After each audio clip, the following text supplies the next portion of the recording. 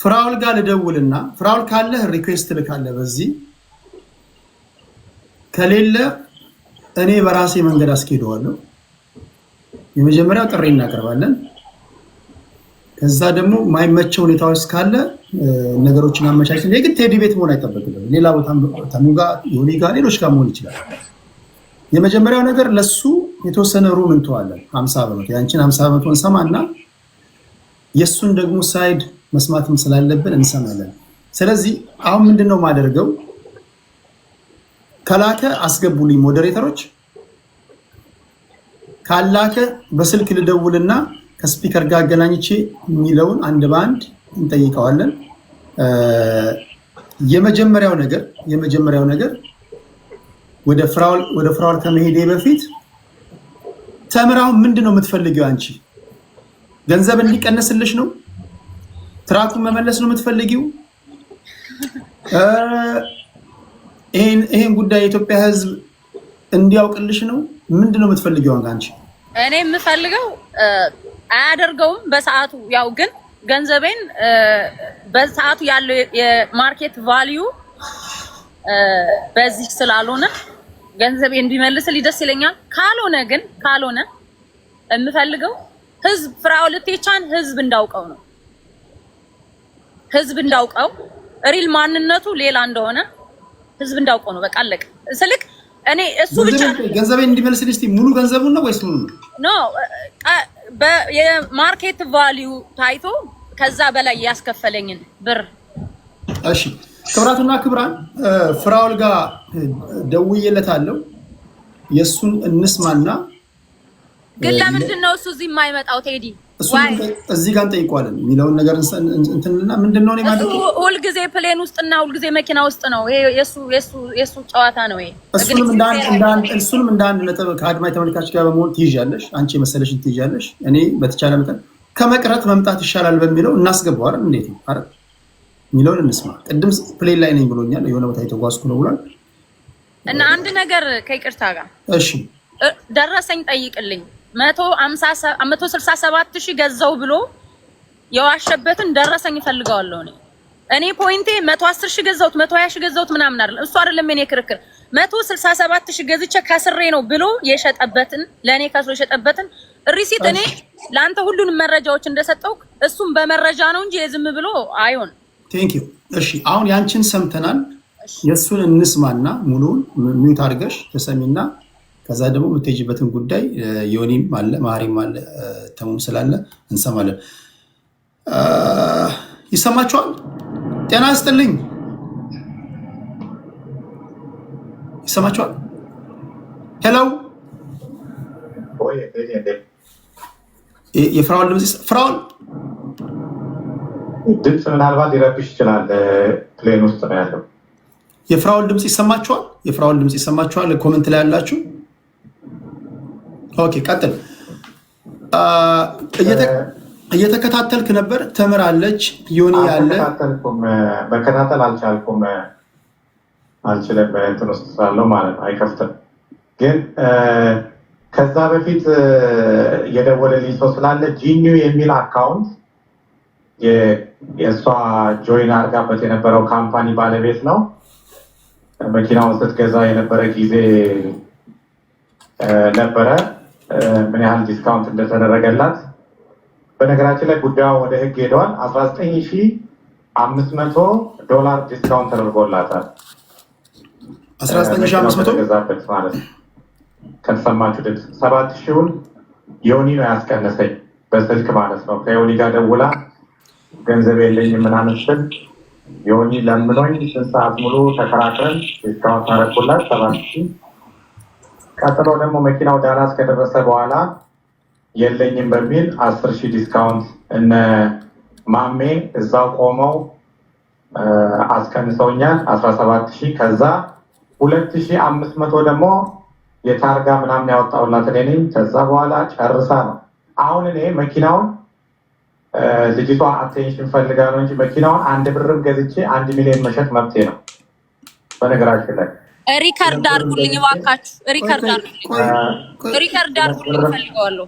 ችግር የለም። እኔ ሪከርድ ነው ስትቻለሁ ምን መናገር አይተምጥሽ 2 ብርም ገዝቼ 100 ብር መሸጥ መፍትሄ ነው። ይሄ ማርኬት ነው። ግን መኪናው የተገዛው 157,000 ነው የተገዛው መኪናው። እሷ የገዛ ለእሷ የተሸጠላት ዲስካውንት ተደርጎ ነው። ከዛ ከኦፕሽን ምናልባት ማሃሪ ምናምን ስትል ሰምቻለሁ። ማሃሪ ወይ ደግሞ ተሙ ትራክ ቢዝነስ ላይ ያሉ ሰዎች ሊያውቁ ይችላሉ። ከኦፕሽን ትራክ ስትገዛ 7% ትከፍላለህ ከኦፕሽን ሲወጣ። ስለዚህ ልክ የ157,000 7% አታረግበታለህ ማለት ነው። መኪናው ሲጀመር መታ መኪናውን አይታ 4 ወር ሙሉ መኪናውን ገትራው ነው 100,000 ብር ከፍላ ከዛ ኢትዮጵያ ሄጄ ነው የምከፍለው ብር የለኝም ስትል መኪናው ከዚህ በላይ መቆም አይችልም ይሸጥ ስላት አይሸጥም ብላ ብዙ ነገር አውርታ ነው። ካሜራ ፉቴጅ ምናምን አለ፣ ቪዲዮዎች አሉ። ዲስከሽን ስናደርግ ኦልሬዲ እኔ ወደ ህግ ወስጄዋለሁ። ምክንያቱም ከዚህ በላይ መታገዝ አልችልም። ሴት ናት በሚል ነው ብዙ ስትሳደብ ስትል አልፋ ብዙ ነገር ስትናገር ዮኒም ራሱ ተዋት ምናምን እያለኝ ብዙ ጊዜ ነበረ። አሁን ግን በጣም ብዙ ገፍታ ስለመጣች እኔ ጉዳዩን ወደ ህግ ወስጄዋለሁ።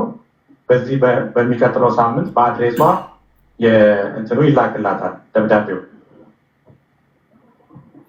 እሺ አሁን ካነሳችሁ መሀል እኔ ማነሳለህ ለአንተ ጥያቄ 2002 ላይ 400,000 ማይልስ የተነዳ ትራክ እሷ በጠየቀችው ጥያቄ ወይም ደግሞ ሰዎችን ጠይቃ ማክሲመም ወጣ ቢባል $100,000 ቢሸጥ ነው። አንተ ግን የሸጥክላት $150,000 ነው። እሱ ብቻ አይደለም፣ እሱ ብቻ ሳይሆን አንደኛ ትራኩን ለእሷ ከመሸጥህ በፊት አግባብታት አስማምታት ማኔጅ አረግልሻለሁ፣ አታስቢ፣ አንቺ ኢትዮጵያ ብትሆኝም እኔ ትራክ ቢዝነስ ውስጥ ስላለሁኝ እኔ እቆጣጠርልሻለሁ ብልሃት እንዳሳመንካት።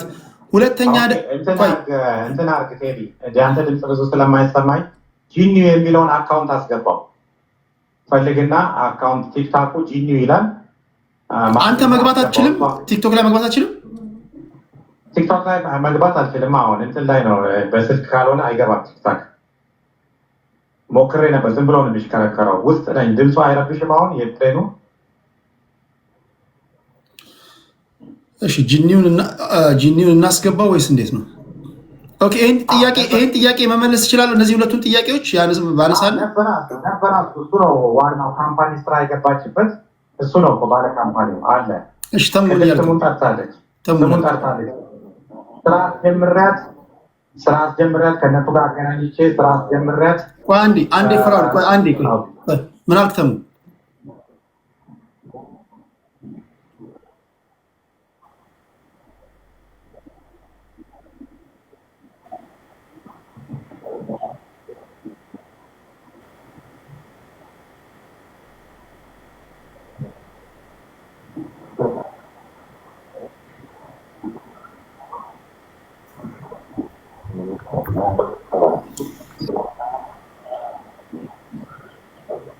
ስለዚህ ጂኒው የሚባለውን ልጅ ብናስገባው እያንዳንዱ ለሚመልሰው ምላሽ አንተ ኃላፊነቱን ትወስዳለህ።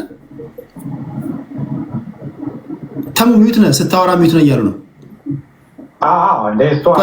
አንድ ጊዜ ተሙ ያወራውን ላልሰማችሁ ተሙ ይደግመዋል። ቫሊድ ፖይንት ነው ያነሳው። ኦኬ ተሙ ለእኛ ትሰማናለህ እንጂ ለአድማጭ ተመልካች አልተሰማም። ተሙ አንሚዩት አድርጎ እስኪ። አሁንም ሚዩት ነህ። ለእኛ ይሰማል። አንተ ጋር ያለው ነገር ተሙሻ ሚዩት ይላል። ነው እዚህ ጋር ተሙ ስልክ ላይ ስታየው ሚዩቱን ኤክስ ተደርጓል። ካየው ስላይድ አለ። ስለዚህ ብታወራ እኛ እንሰማለን እንጂ ታች ያሉት አይሰማም።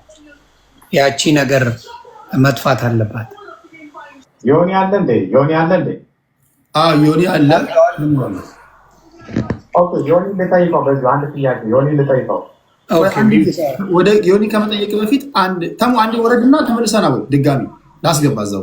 ያንተ አንሳው ቫሊድ ፖይንት ሱራ አሁንም አይሰማቸው። ሚዩት ነው የሚዩት። ለኛ ይሰማናል፣ ለነሱ አይሰማቸው። ተሙሽ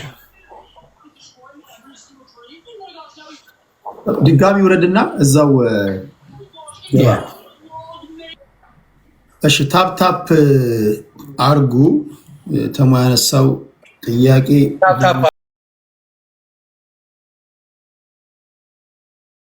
ጥያቄ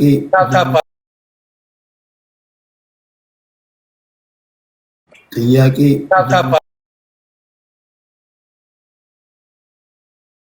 ጥያቄ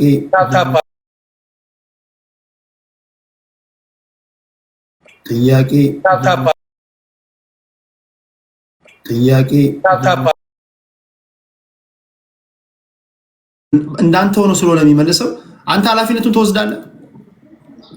ነበረ እሱ እኮ ነበረ፣ ያ ይተዋወቃሉ ነበረ። በደንብ ነው ስሙን ጠርታለች፣ ስሙን አንስታለች። ገብቶኛል። ውክልና ሰጥተኳል። ስለዚህ እያንዳንዱ የጂኒው ቃል ያንተ ቃል ነው ብለን እንውሰድ።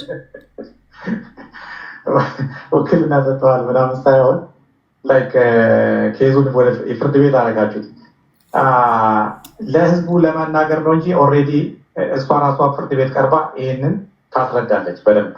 ኦልሬዲ እኔ ህግ ላይ ይዤዋለሁ፣ ለሎየር ሰጥቼዋለሁ። ወዝነ 5-6 እስከ 10 ቀን ድረስ ደብዳቤ ይደርሳታል፣ መታ ታስረዳለች እዚህ። ምክንያቱም ከዚህ በላይ ጂኒ የትኛው ነው? እሱን አስገብተህ መኪናውን ዲስካውንት ለምሳሌ ዮኒ ስንት ብር ነው ዲስካውንት እያስደረገኝ ለእሷ ብሎ ጠይቀው ስንት ብር ነው? እኔ ጋ 7000 ነው። እኔ ጋ 7000 ብሎኛል። ማለት 7000ን ቀንስ ምናምን ብየው መናገር ትችያለሽ። እኔ ጋ መጡ። እሷን የመጣችው መጀመሪያ ኦኬ። አንተ ጋ 7000 ምንም አልቀነሰም። አንተ ጋ አንተ ጀስት ያነጋገርከን የነበረው ስለ ቅናሽ አይደለም።